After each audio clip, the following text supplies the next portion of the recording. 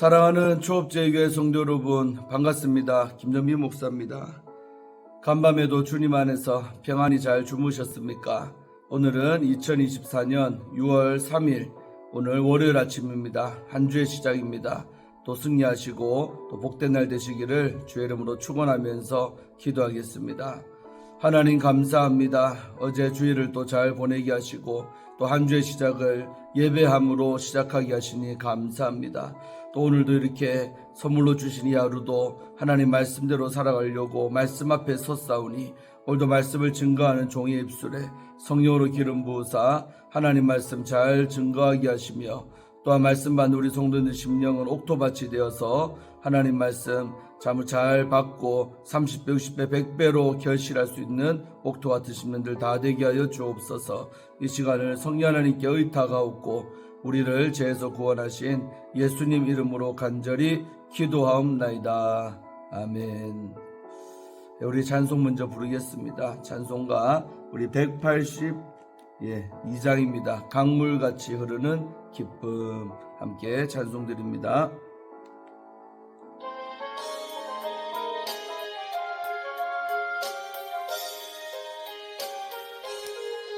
강물같이 흐르는 기쁨 성령 강림함이라. 정결한 마음 영원하도록 주의 거처 되겠네. 주님 주시는 참된 평화가 내 맘속에 넘치네.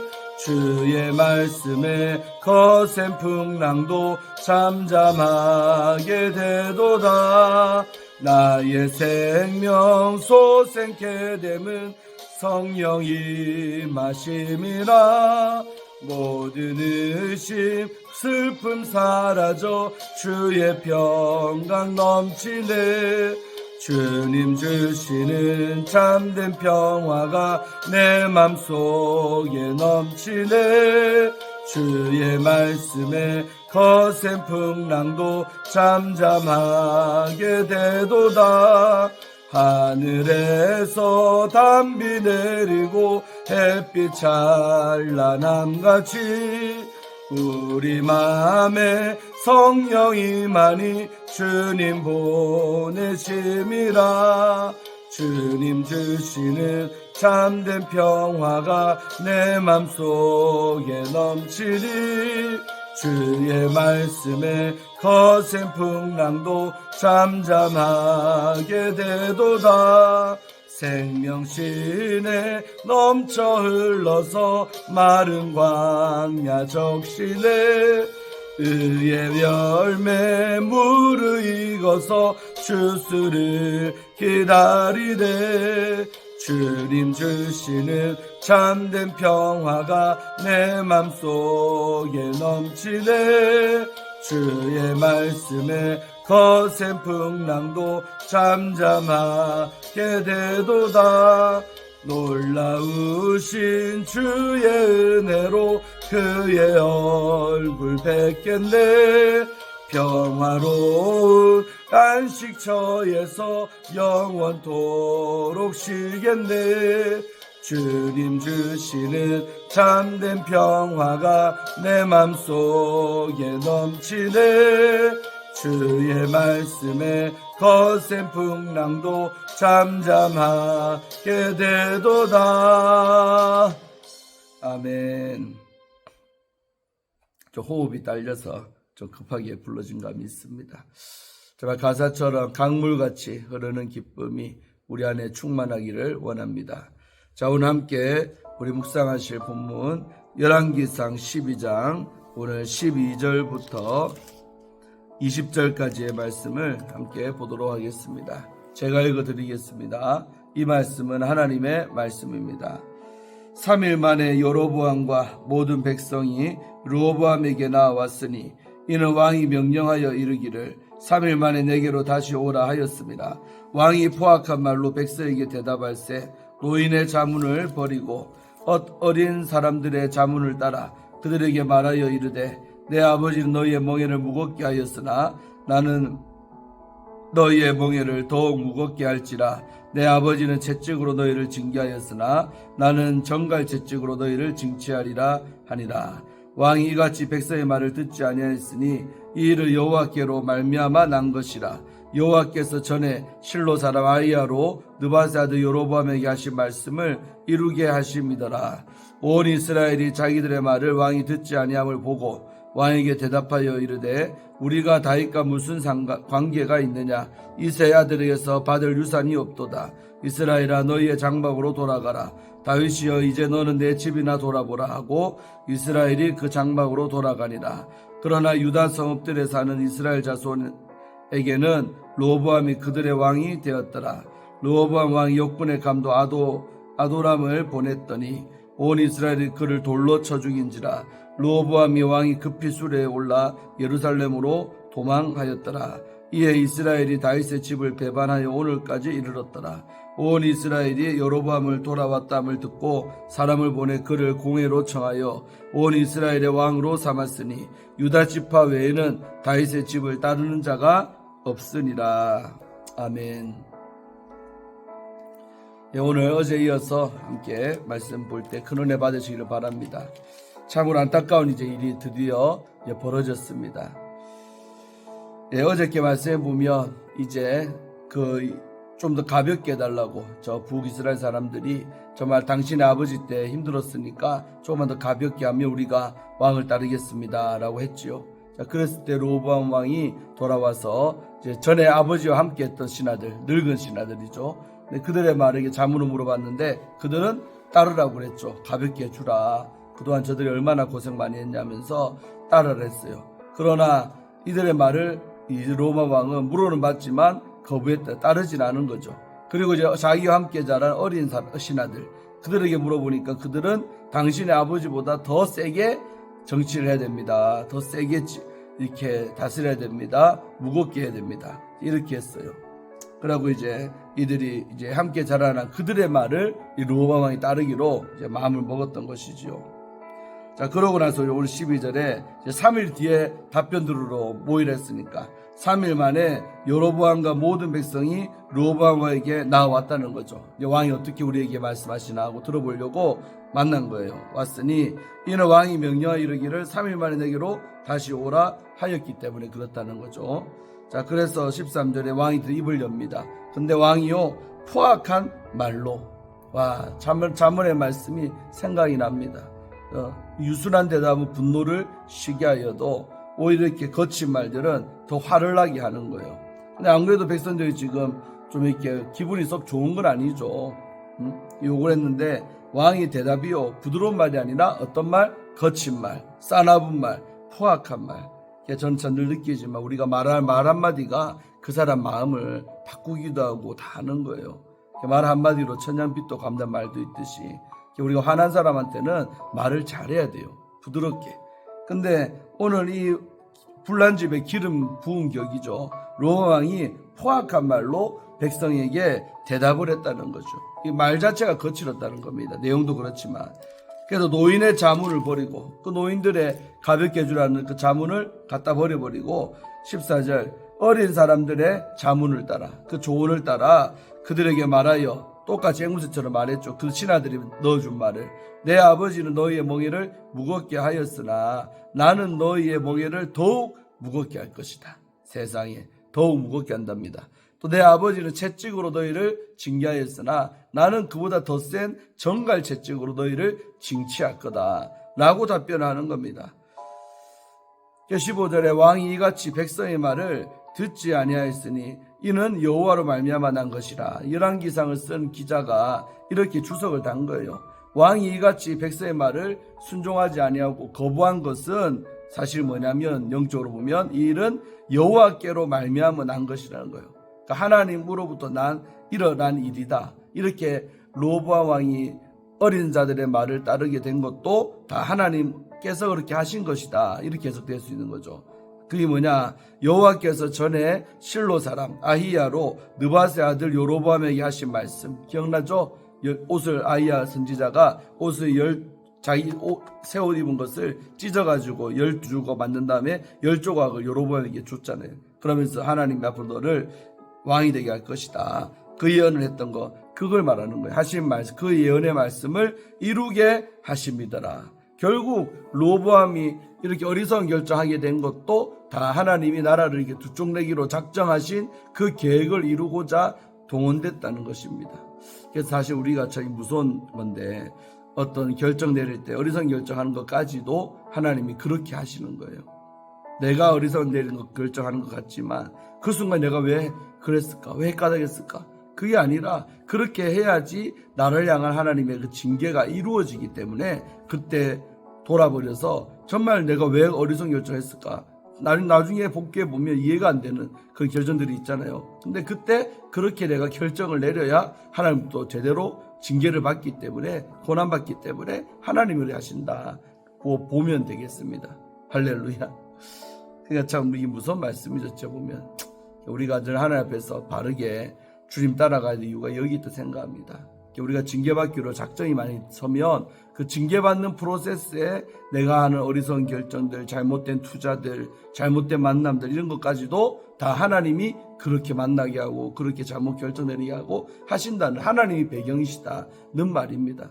그래서 르호보암도 결국은 하나님이 이런 어리석은 저 어린 자들의 말을 들을 수밖에 없게끔 하나님이 역사하셨다라고 말씀하는 줄로 믿습니다.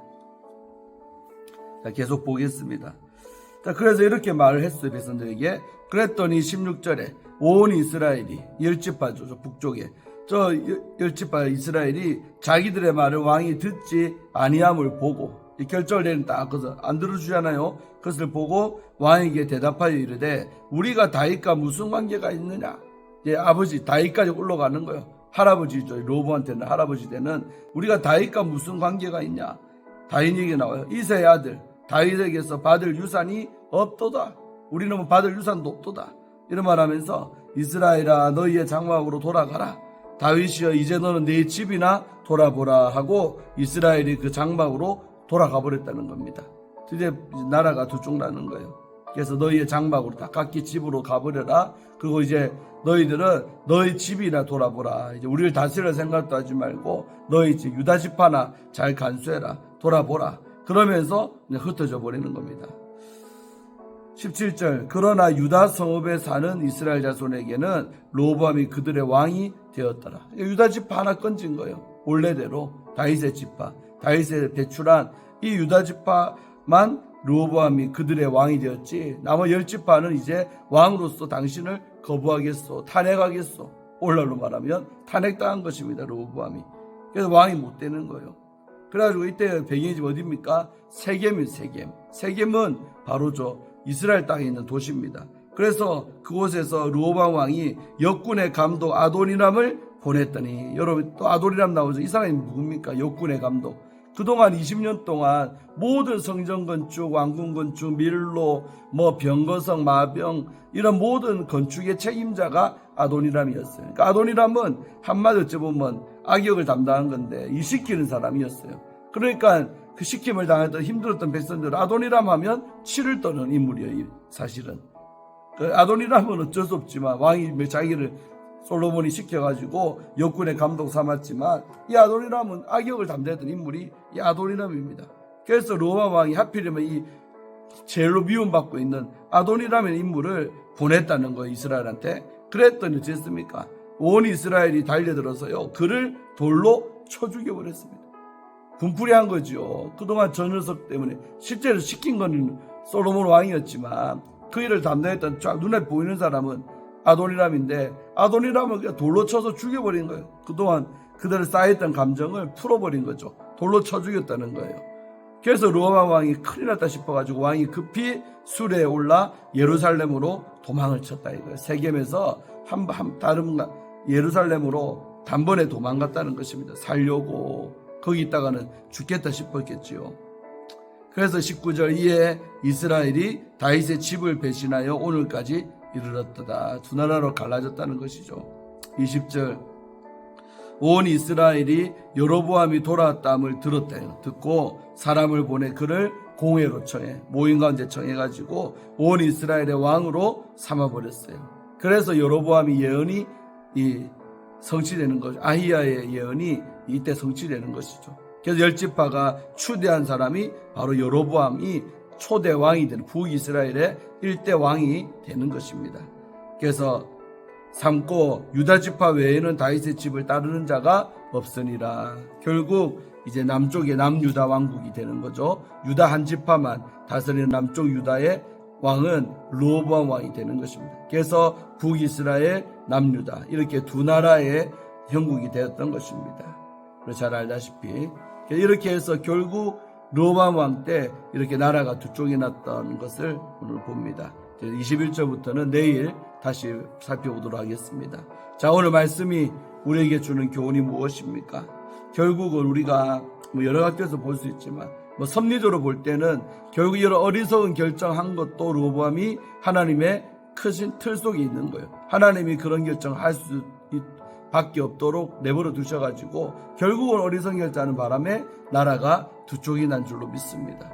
그래서 우리가 항상 기억해야 될 것은 현명해야 됩니다. 항상 또 말씀하지만 어떤 선택의 기로에 섰을 때 우리는 지혜롭게 선택해야 되고 또 지혜자의 말도 잘 들어야 될 줄로 믿습니다. 내가 지혜롭든지 지혜자를 근처에 두든지 또 있어도 그 말을 안 들으면 무슨 소용이 있겠습니까?